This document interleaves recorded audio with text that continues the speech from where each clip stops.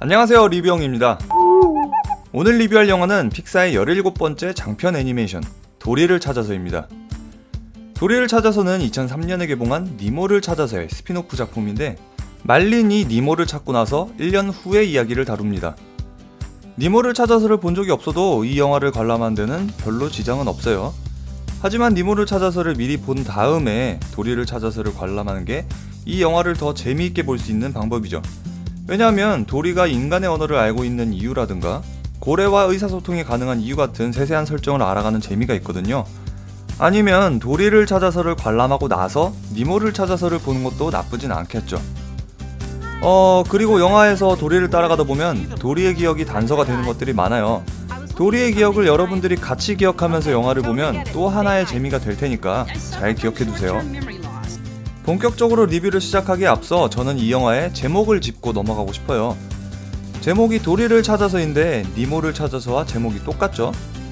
저는 이 제목을 참 잘 지었다고 생각하는데, 니모를 찾아서와 큰 연관이 있는 영화라는 걸 가장 쉽고 효과적으로 알릴 수 있어서 니모를 찾아서를 재밌게 본 관객들을 자연스럽게 극장으로 끌어들이는 브랜드 효과도 얻을 수 있는 데다가 이 영화의 이야기 뿌리를 그대로 담아낸 제목이거든요.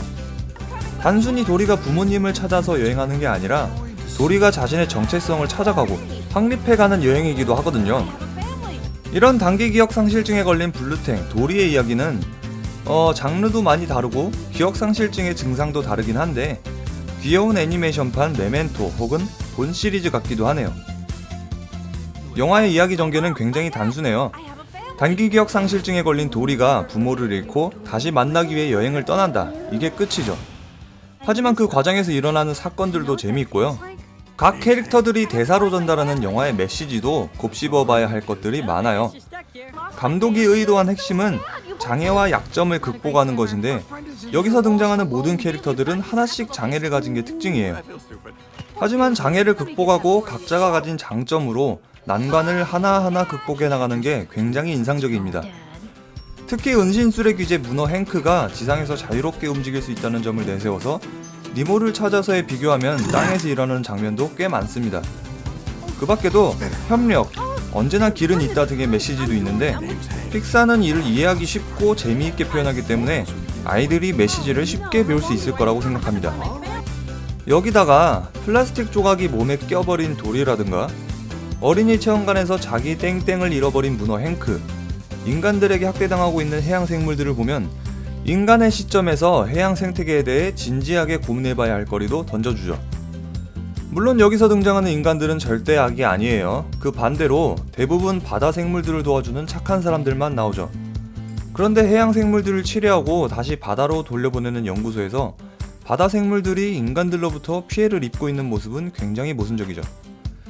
특히 어린이 체험관은 이 애니메이션에서 가장 살벌하고 무섭게 표현됐어요.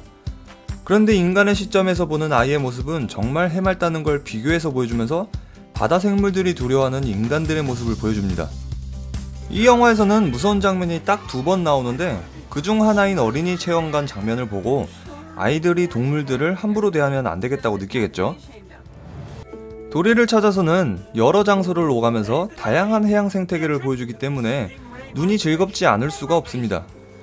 게다가 도리가 외로울 땐 넓고 어두운 바다에 도리가 작게 보이고요. 가족이나 친구들이 함께 있을 때는 바다를 밝게 표현하면서 각 장면과 감정마다 바다를 다르게 표현하는 부분에 신경을 많이 썼습니다. 저는 마치 도리를 따라서 바다 여기저기를 함께 여행한 듯한 느낌을 받았는데요. 이 점은 어른아이 할 것 없이 좋아하지 않을 수가 없겠죠. 거기다가 영화의 배경이 바다인 만큼 정말 다양한 바다 캐릭터들이 나와요. 근데 각 개체의 특징을 딱 잡아낸 비주얼이 재밌어요. 음악은 전체적으로 분위기와 잘 어울리고 애니메이션을 한층 더 풍성하게 만들어줍니다. 특히 엔딩 음악 시아의 언폴게터블은 기억 상실증에 걸린 도리의 소중한 기억을 간직하고 싶은 마음을 잘 나타내는 노래예요. 그래서 그 노래를 듣고 있으면 자꾸만 도리의 대사 절대로 잊지 못할 거야가 떠오르죠. 그리고 트럭이 떨어지는 씬에서 나오는 루이 암스트롱의 What a Wonderful World도 좋아요. 자, 지금까지 장점을 이야기했으니까 단점도 거론해 봐야겠죠. 도리를 찾아서는 여러 장소에 흩어져 있는 캐릭터를 교차해서 보여주기 때문에 어디가 어딘지 조금은 헷갈릴 수도 있겠어요. 한마디로 정신이 없다고 할 수 있는데, 연구소 여기저기를 빠르게 돌아다니면서 배경이 전환되고 잠깐 등장하는 지도 역시 별 도움이 안 돼요. 그래서 바다생물연구소에서의 장면부터는 집중을 많이 하고 보는 게 낫겠어요. 이 정도 말고는 딱히 두드러지는 단점은 없네요. 전체적으로 정리하자면 도리를 찾아서는 아이들이 좋아할 만한 바다 배경과 캐릭터들이 정말 많고요. 이해하기 쉬운 단순한 전개지만 재미있습니다. 음악, 연출, 그래픽도 괜찮고 어른 아이 모두 전달받는 메시지도 있어서 픽사다운 꽤 훌륭한 애니메이션 한 편이 나왔다고 생각해요.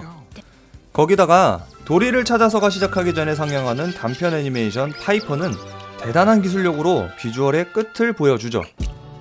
참고로 영화가 끝나고 나오는 크레딧 영상도 재밌고요. 마지막에 쿠키 영상도 있으니까요. 영화 끝났다고 바로 나가지 마시고 조금만 기다리세요.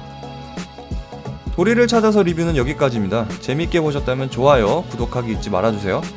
그럼 저는 다음에 더 재미있는 영화 리뷰로 여러분들을 찾아뵙도록 하겠습니다.